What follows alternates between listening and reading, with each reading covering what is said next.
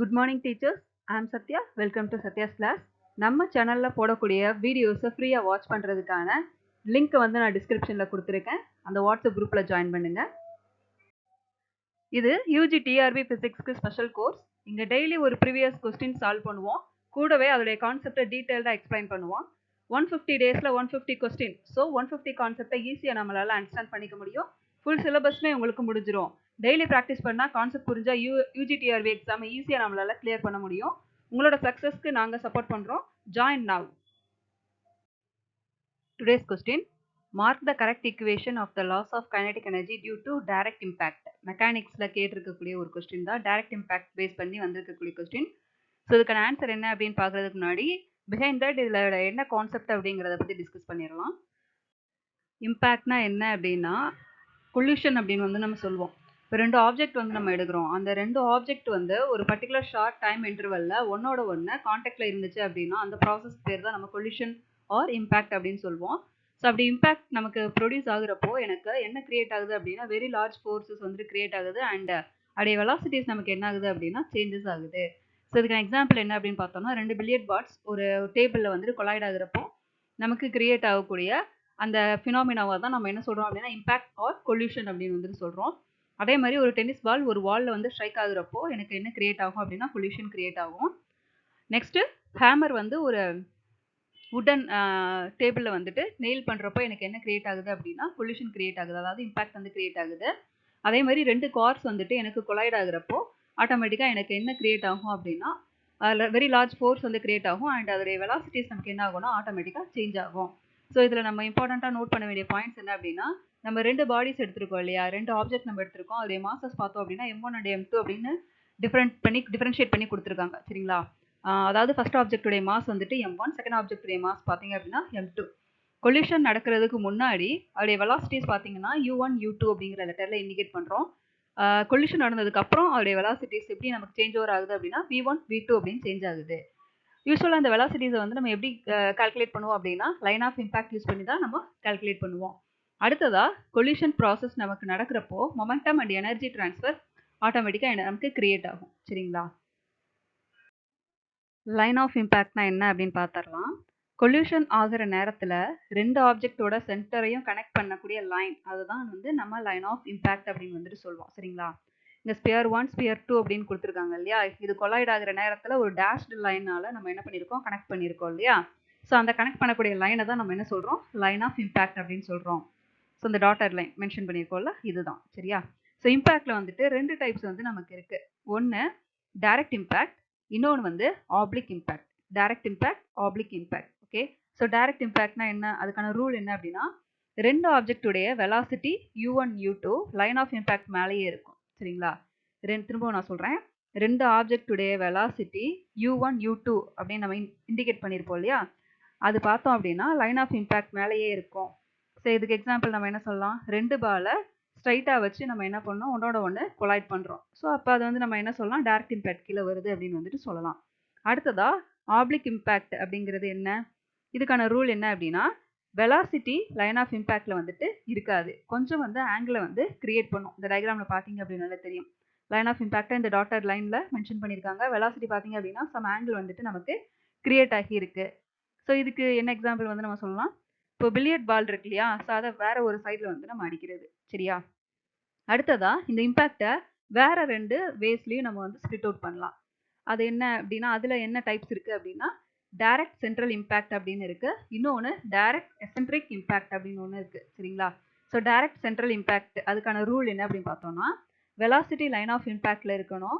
அடுத்ததா 2 ஆப்ஜெக்டோட சென்டரும் சேம் லைனில் இருக்கணும். ஃபஸ்ட்டு ரூல் என்ன, வெலாசிட்டி லைன் ஆஃப் வெலாசிட்டியோட வேல்யூ இருக்கு இல்லையா, அது வந்து லைன் ஆஃப் இம்பாக்ட்ல வந்துட்டு கரெக்டாக இருக்கணும். சரியா? அதே மாதிரி 2 ஆப்ஜெக்டுடைய அந்த சென்டர் ஆஃப் பாயிண்ட் இருக்கு இல்லையா, ஸோ அதுவுமே வந்து சேம் லைனில் நமக்கு பிளேஸ் ஆகி இருந்துச்சு அப்படின்னா அதுக்கு பேர் தான் டைரக்ட் சென்ட்ரல் இம்பாக்ட் அப்படின்னு வந்துட்டு நம்ம சொல்லுவோம். சரி, ஓகே. இதை பேஸ் பண்ணி தான் நிறைய கொஸ்டின்ஸ் வந்துட்டு டிஆர்பியில் கேட்கறதுக்கு சான்சஸ் இருக்கு. என்ன கைண்ட் ஆஃப் இம்பாக்ட் அப்படிங்கிறத நம்ம கரெக்டாக ஞாபகத்தில் வச்சுக்கணும். ஓகேவா? அடுத்ததா direct eccentric impact. So direct eccentric impact அப்படின்னா அதுக்கு ரூல் நம்ம என்ன சொல்கிறோம், வெலாசிட்டி லைன் ஆஃப் இம்பாக்ட்ல வந்துட்டு இருக்கும். சரிங்களா? வெலாசிட்டி லைன் ஆஃப் இம்பாக்ட்ல இருக்கும், ஆனால் சென்டர் வந்துட்டு அலைன் ஆகாது.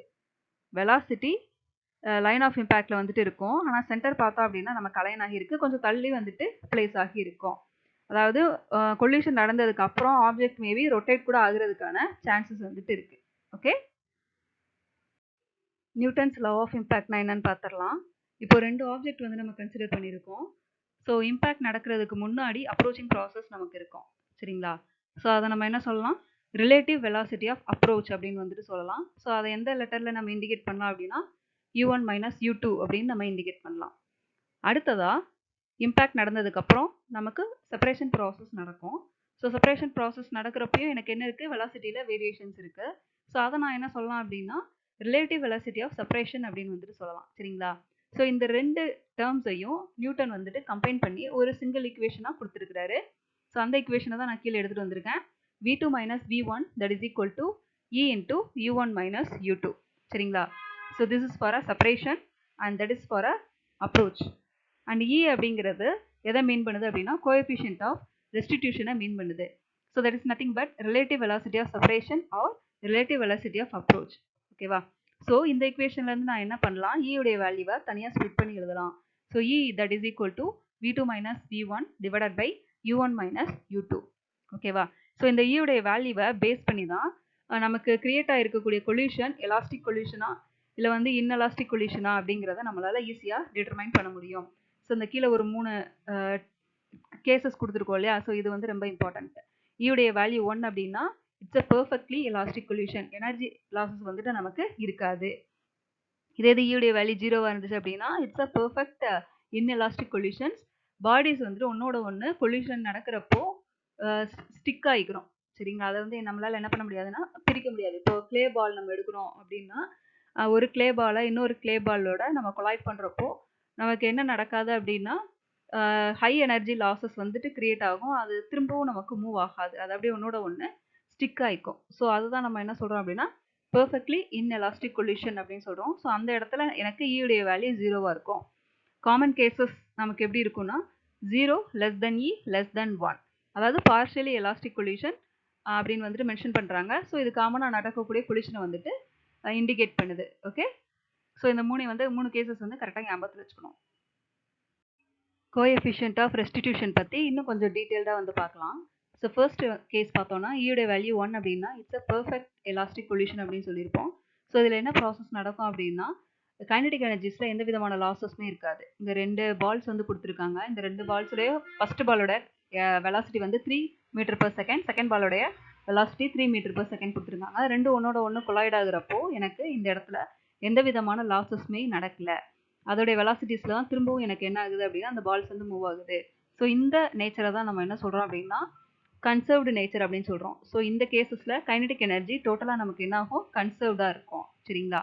ஸோ ஒன் வேர்ட் கொஸ்டின் இப்படி கூட கேட்கலாம், எந்த ப்ராசஸ் நடக்கும்போது நமக்கு கைனடிக் எனர்ஜியுடைய வேல்யூ கன்சர்வ்டாக இருக்குது அப்படின்னா பெர்ஃபெக்ட்லி எலாஸ்டிக் கொல்யூஷன் நடக்கிறப்போ தான் கைனடிக் எனர்ஜி ஃபுல்லி கன்சர்வ்டாக இருக்குது. அதாவது இயுடைய வேல்யூ 1 அப்படின்னு இருக்கும்போது.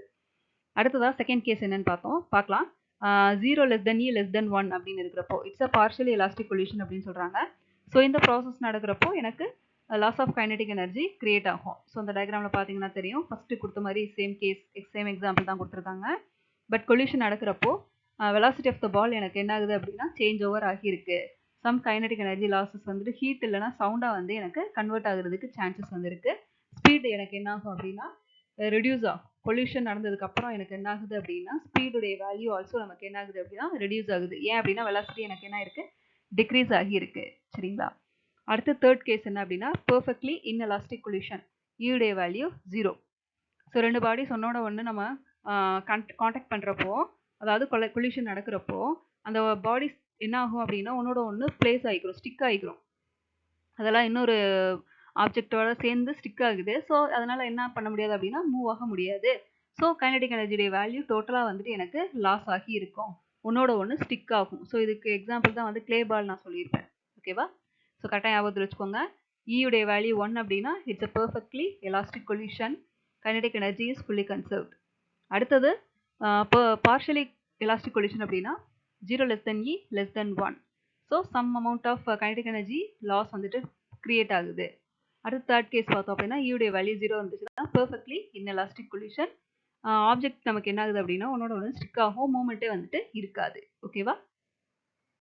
Next one conservation of linear மொமெண்டம்னா என்னன்னு பார்க்கலாம். ஆக்சுவலாக லீனியர் மொமெண்டம் கன்சர்வ் ஆகுறதுக்கு ஒரு கண்டிஷன் வந்து இங்கே இம்பார்ட்டண்ட்டாக கொடுத்துருக்காங்க. எக்ஸ்டர்னல் இம்பல்ஸ் வந்து நம்ம கன்சிடர் பண்ணாமல் இருக்கக்கூடிய கேசஸில் மட்டும்தான் நமக்கு கொலிஷன் ப்ராசஸ் நடக்கிறப்போ லீனியர் மொமெண்டம் கன்சர்வ்டாக இருக்குது. சரிங்களா?